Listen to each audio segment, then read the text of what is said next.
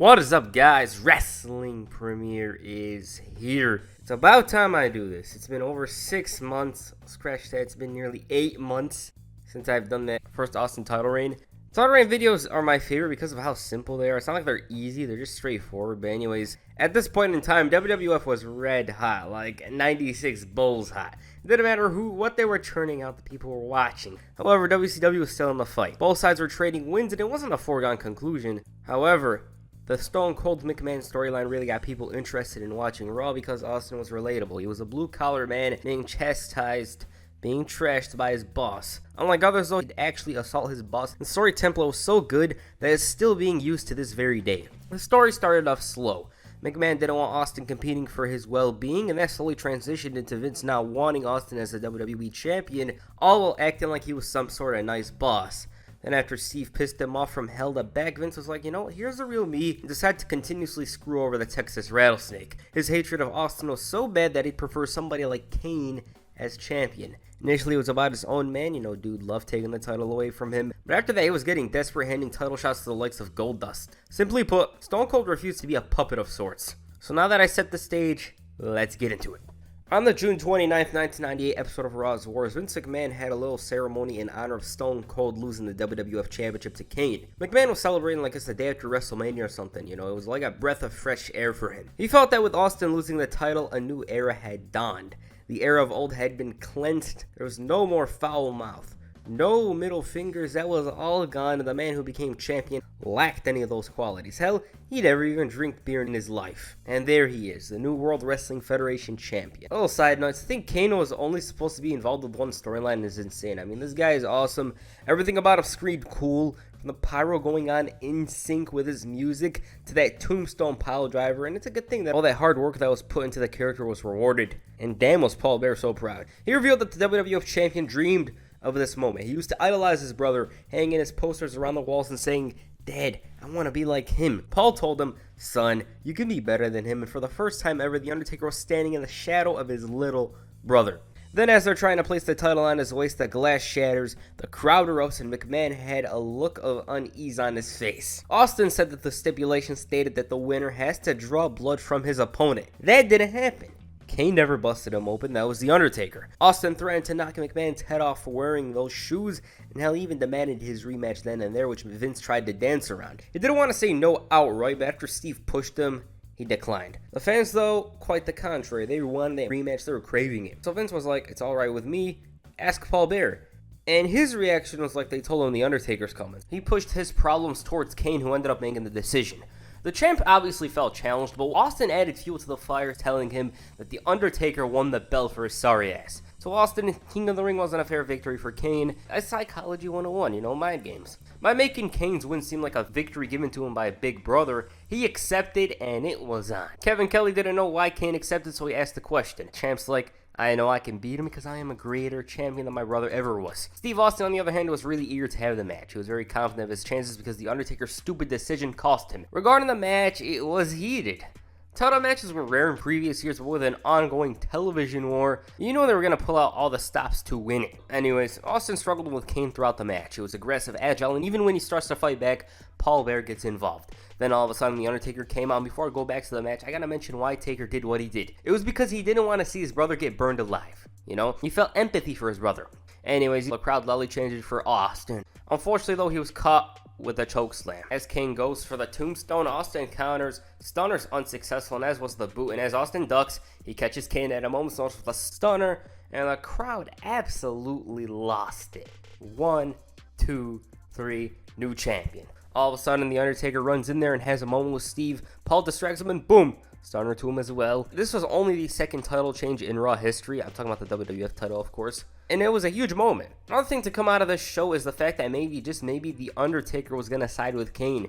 JR was repeatedly shouting this as well, and with regards to the episode, it did a 5.4 to Nitro's 4.1. Opening up the show the following week, The Undertaker straight up demanded a title shot for tonight, and there he is. McMahon took notice and quickly crashed the party. He didn't want to see the inmates running the asylum and questioned Taker's #1 contender status. You know, nobody made him the contender. He just straight up said he wanted the title shot. In Austin, he's not allowed to accept the challenges that come his way.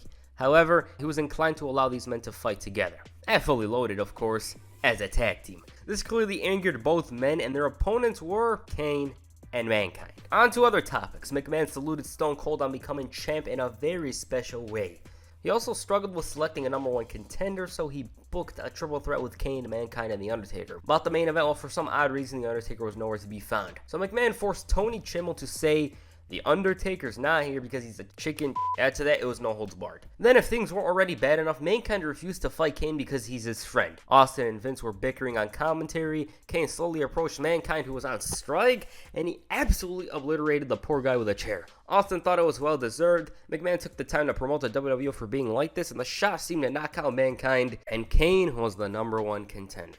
At least that's what everyone thought, because when he unmasked, it was revealed to be The Undertaker. Stone Cold's reaction was of that when Shawn Michaels heard he's losing at WrestleMania 14. He couldn't believe it. At this point, the question in McMahon's mind was, are Kane and The Undertaker in cahoots? He denied this, not outright, but Austin seemed to share that belief as well. He wanted to know if The Undertaker was going to team up with him or against him at Fully Loaded, so Taker responded telling him to go to hell. Then DX came out, and the reason for that is because they were screwed earlier on in a title match. Also, Triple H with black wrist tape does not feel right. DX wanted the rematch with Kane and Mankind to feature two enforcers, The Undertaker and Stone Cold Steve Austin.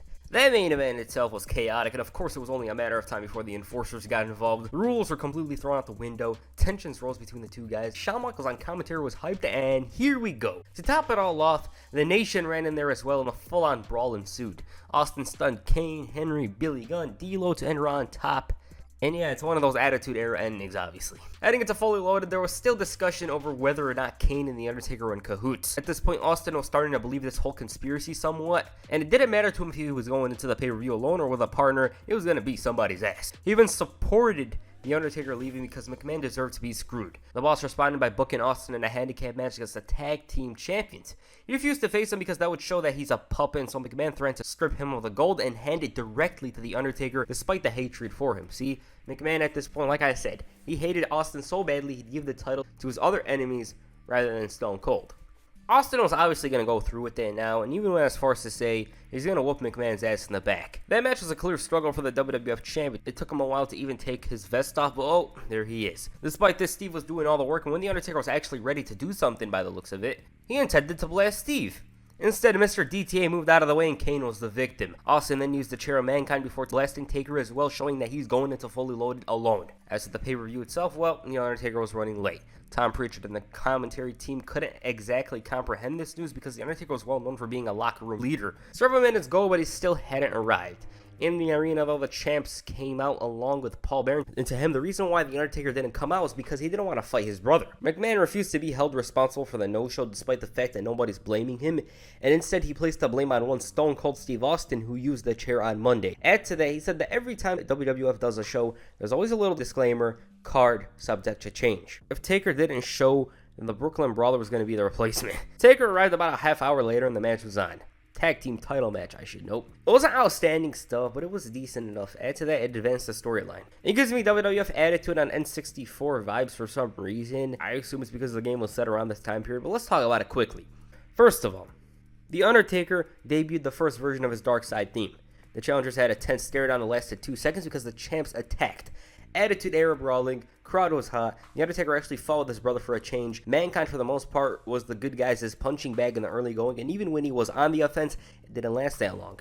Once Austin was tagged in again, it was explosive. JR was on his element, crowd was into the match, back and forth action, a mean looking chair shot from Austin almost gives him the victory, but the ref took a little bit too long. The champ ended up isolating Steve Austin for a bit. He breaks out this rub, even then The Undertaker didn't put his arm out. Even after Kane shoved him, he was getting maimed, all while the ref was too busy with a dead man. Chokeslam is successful, but as he goes for the tombstone, Steve Austin escapes and hits the stunner. Mankind suddenly runs in with a mandible claw, but he takes the stunner as well, and The Undertaker was completely emotionless. The crowd loudly chanted the WWF champ's name. He crawls towards the dead man, but Kane tries pulling him away, and at this point, Austin had the unwavering crowd support. Even then, Taker didn't put his hand out. But something in his mind happened. He's like, you know what? Here I am, and he gets tagged in. Poor Mankind couldn't catch a break. Taker had the strength of 4 demons in him. He chokeslammed both men, even Tombstone Kane.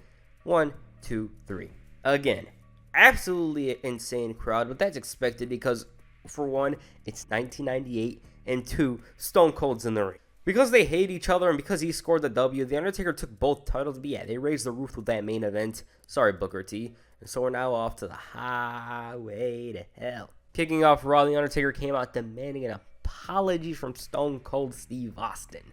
He thought Kane and himself were in cahoots, but last night clearly showed that that wasn't the case. McMahon, though, thought it was very odd that Taker wanted an apology. To him, even though he tombstoned Little Brother, it doesn't change a thing. Add to that, it took one tombstone to beat him at last night, whereas at WrestleMania it took 3, and if anyone needs an apology around here, it's him.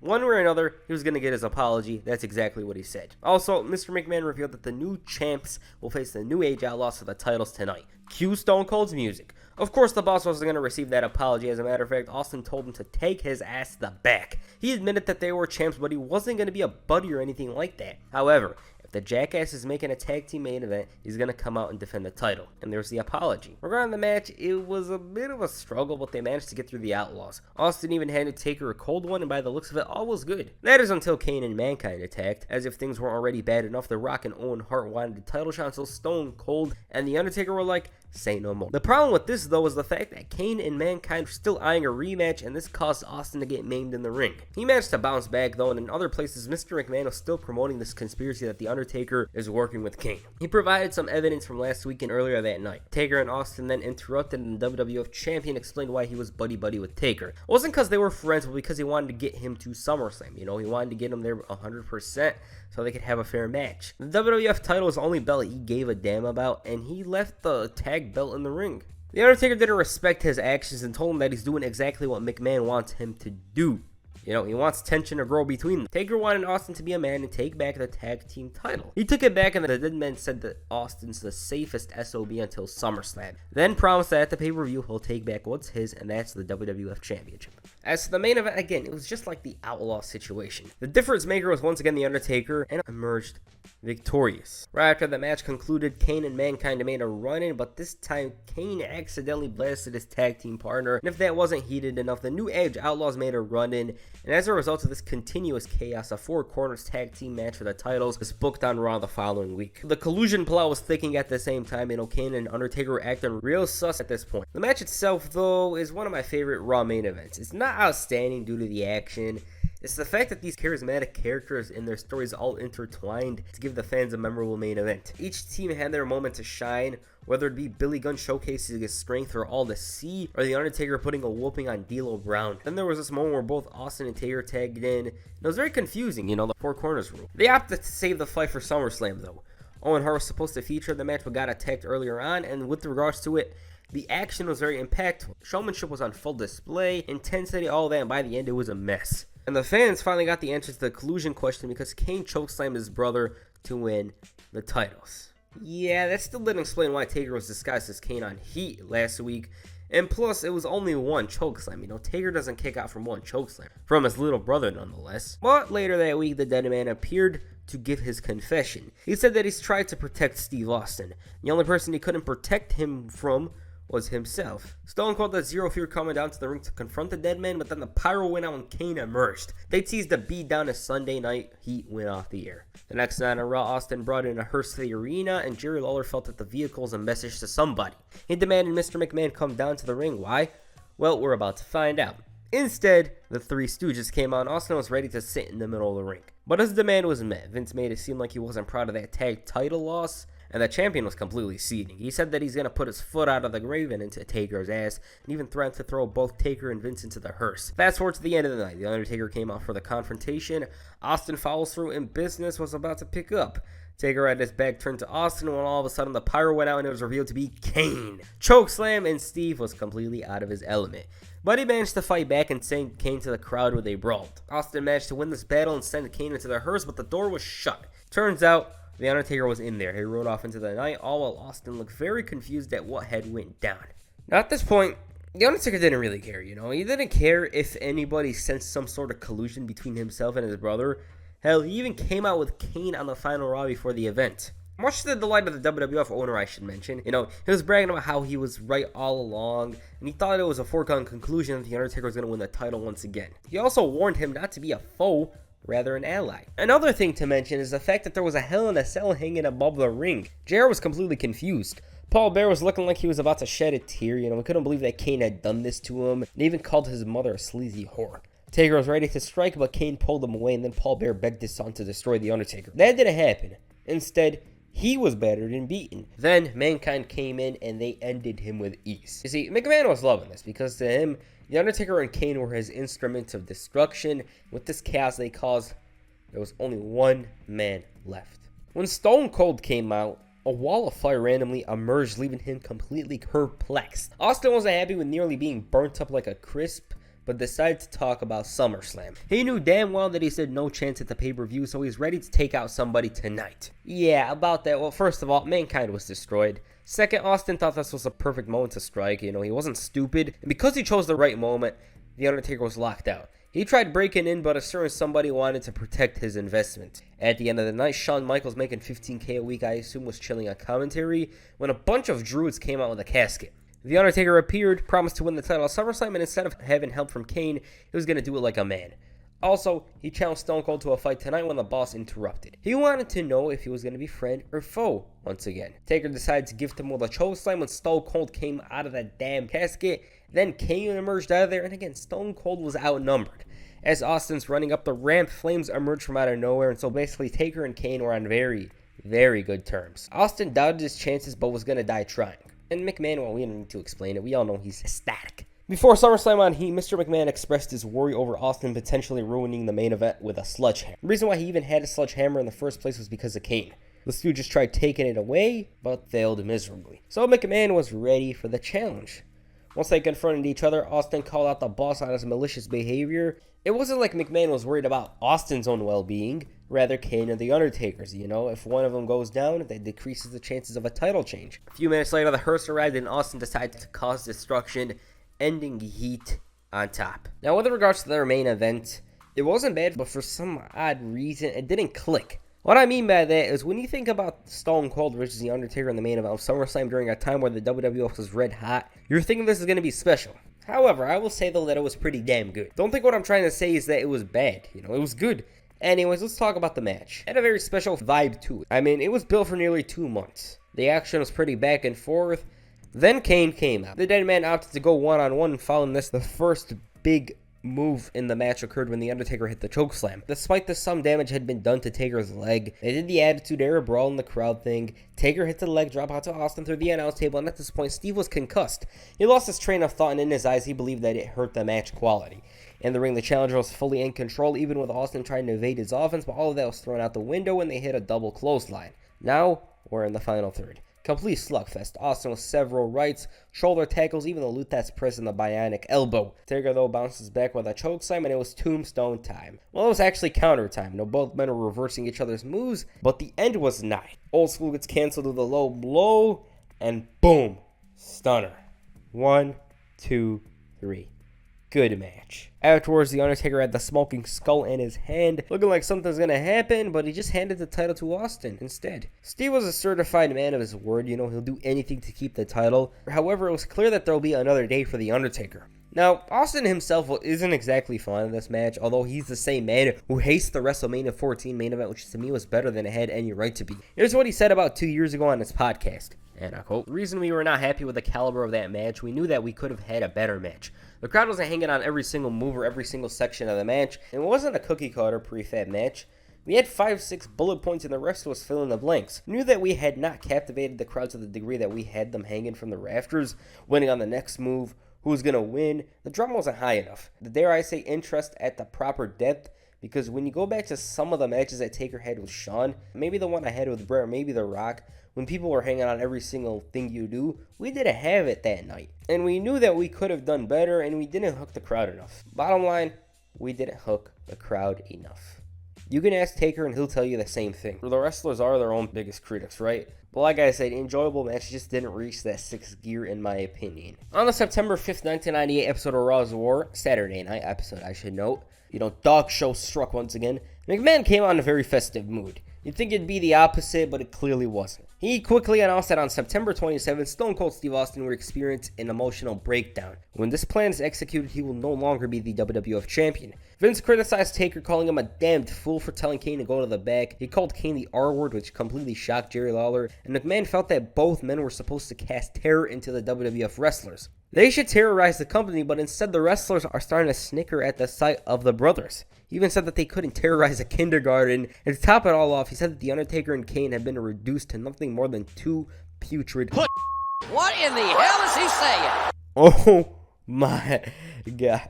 That's probably the most shocking sentence uttered in the Attitude Era. I can't really see anything that tops it. And Jerry Lawler's reaction says it all. And immediately upon hearing this, the brothers sprinted down to the ring, causing McMahon to run into the crowd. Later that night, they broke into the boss's office, but he wasn't there, and they ended up causing destruction in the arena, though. This carried into the next night when they threatened to dismantle the Stooges. He never showed, which led to them being sacrificial lamb. Now, everyone wanted to know what this master plan was. Problem was, nobody knew what the hell McMahon was spewing. That is until the end of Heat, when he once again proclaimed In Your House breakdown to the end of Stone Cold's title reign. Despite the ongoing chaos throughout the show, he was still acting tough, saying, "I'm not too hard to find." And so now the quote-unquote were coming out to the ring. And by the looks of it, they clearly weren't missing. McMahon wanted to apologize for his remarks on Saturday. He took back everything with regards to the important topic he called out Stone Cold.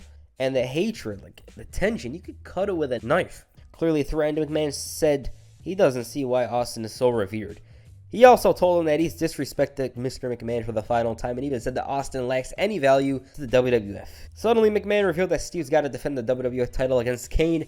He's also got to defend the title against The Undertaker, and simply put the titles on the line in a triple threat match. Now, the brothers weren't the only ones who were eyeing a title match with Steve Austin. Ken Shamrock was talking about how he only received one title match in his entire career. And I'm like, oh, boo-hoo, Gangrel received 0. But yeah, Austin received the message. He came out to talk about the events of SummerSlam at the end of the night. Austin refused to give McMahon the satisfaction of himself losing the title. And as for Shamrock, he respected his ability in the UFC, but piss on UFC, the WWF is a whole different thing. He told him that he should bring his blue trunks ass on out of here so he could get his ass beat. And there he is. Vinnie Mac comes in and Austin's like, I want to fight him as the show goes off the year. When you're looking at it from Vince's perspective, what's a negative? Like, what's a negative from this situation? Austin loses, the title's gone. He wins, worn down at the very least. The match went down on Raw the next night, and since it's a title match, I'm obligated to watch and actually talk about it. Before it went down, Stone Cold went face-to-face with Mr. McMahon. He revealed that in the triple threat match, Kane can't pin The Undertaker and vice versa. At this point, McMahon had some balls of steel because he straight up told the WWF champion, I didn't screw you, Stone Cold screwed Stone Cold. He attacks, leading to a brothers double team, and Vince even went a step further, mocking the Texas rattlesnake. Fast forward to the end of the night, and he's defending the gold against Shamrock. Right out of the gate, Austin struck. Crowd's exciting. Oh, I don't even need to say that. It's 1998. He's in clear control at this point. Shamrock was essentially the underdog despite his skills. Matter of fact, I'd go as far as to say that Steve was working as a heel. You know, he's doing rakes to the eye, doing headlocks, slowing down the match. Whatever Shamrock was doing, Steve quickly stops him dead in his tracks. They brawl on the outside. Austin gets backdropped, and now he's the babyface. Shamrock had the Boston Crab locked in tight, but Austin managed to reach the ropes. Ref doesn't notice, and Steve hits the low blow. Before stomping a mud hole, of course. They end up clotheslining each other, and it was time for the final part of the match. Well, that's what it looked like because Kane and The Undertaker ruined everything. To top it all off, The Rock and Mankind ran in. Austin has a chair. It was wild. On the final Raw War before breakdown in your house, Mr. McMahon was desperate to have things work. He told The Rock, Shamrock, and Mankind that if they don't team up with Stone Cold, he'll place them in a #1 contenders match. Austin, meanwhile, once again reiterated his statements from earlier on. He'll be damned if somebody takes this title. He even said that trying to take this is personal. Champ wasn't reliant on anybody being his partner. Matter of fact, he was ready to whip those two monsters his ass alone. Partner, though, ended up being Billy Gunn. They had a great showing, but they unfortunately took the L even though Billy Gunn wasn't legal. Because of what happened, McMahon refused to hold himself responsible for what the brothers might do at the pay-per-view. Fast forward to the end of the night, Taker and Kane once again ruined a main event match. Austin, though, managed to find an opportunity to put a whooping on McMahon's ass before Raw went off the air. Later that week on Heat, Mr. McMahon once again guaranteed Austin that he wouldn't leave the arena with a WWF title. What's even crazier is the fact that McMahon wanted Mark Henry, to face Austin in a cage match before the pay-per-view even began. Yeah, about that, well, Henry got attacked by China. Then one of those technical guys shut the door, and it's revealed to be Stone Cold Steve Austin. The henchman tried climbing up, but by the time they ran in, it was too late. Seeing as he's got a safe face one way or another, he shouted, "He who laughs last, laughs loudest." He told everyone to tune into Raw at 9 o'clock to see him with the WWF title in his hands, and damn was the man possessed. Like, it's such a complete far cry from the man in March. This man was going insane. Now, with regards to the pay-per-view, Michael Cole asked the brothers, who's got to take the fall? Taker told him to mind his business before revealing that they've come to an understanding. Like I said, McMahon was desperate. If anyone interferes on Austin's behalf, the title's gone. He knew they had to do something about the situation and quickly attacked both brothers with a chair before the match even began. The strategy seemed to work initially because the Undertaker was out for a few minutes. Austin then tried dissecting Kane and even hit the Stone Cold Stunner on him, but the dead man ruined everything. What's odd about this situation was the fact that the brothers couldn't really keep Stone Cold down. Even when they hit an offensive move, they couldn't keep the momentum going.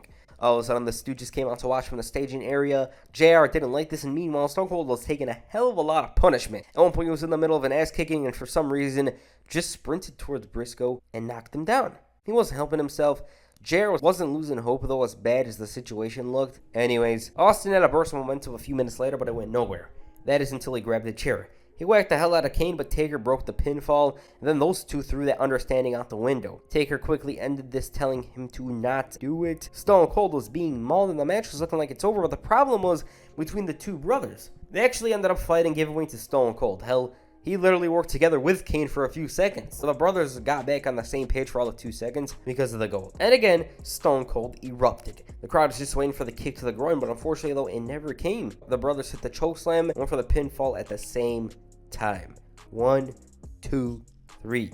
As JR said, Austin's lost the title. Problem was, nobody knew who won the title. With regards to the match, it wasn't bad. It did drag at times and it did feel longer than it should have, but it was entertaining for the most part. McMahon was looking like he was going to blow a load or something. Briscoe managed to get a hold of the title and hand it to the boss, who wasn't very welcomed in Hamilton, Ontario. He quickly bolted into a limousine, all while his stooges tried to fight off Steve. They were about as strong as those security guards in the WrestleMania 19 game. By the time he reached the parking lot, McMahon was like 100 feet away. He was shouting, Austin doesn't have this title anymore, it's his now, and was flipping the bird on the Texas Rattlesnake, and thus began Stone Cold's road to WrestleMania 15. I just might do that one, I'm not sure though. But yeah, that's his title run. For certain, it was a very memorable one. The build to SummerSlam in 98 just might be the very best. The collusion between Kane and The Undertaker, wow. Every segment Austin was in, 9 times out of 10, was the best of the night. Crowd gravitated towards him like nobody else, and when making this video, I realized that there will probably never be somebody as over as Stone Cold Steve Austin. My top 3 matches from this run were the tag match from August of 98, love the crowd, the action, the variety of stars in the match, Kane vs. Austin from the June 29th, 1990 episode, my personal favorite, Stone Cold vs. The Undertaker from SummerSlam. Favorite segment would probably go to the one on when Austin destroyed the hearse. And with regards to the whole storyline, with the McMahon, I'm going to have to continue it one way or another. What do you guys think of Stone Cold's title reign? Please comment down below. And that's it for this video. Make sure you hit a loot that's press on the like button and perhaps the Stone Cold Stunner on the subscribe button. Peace. I'm out.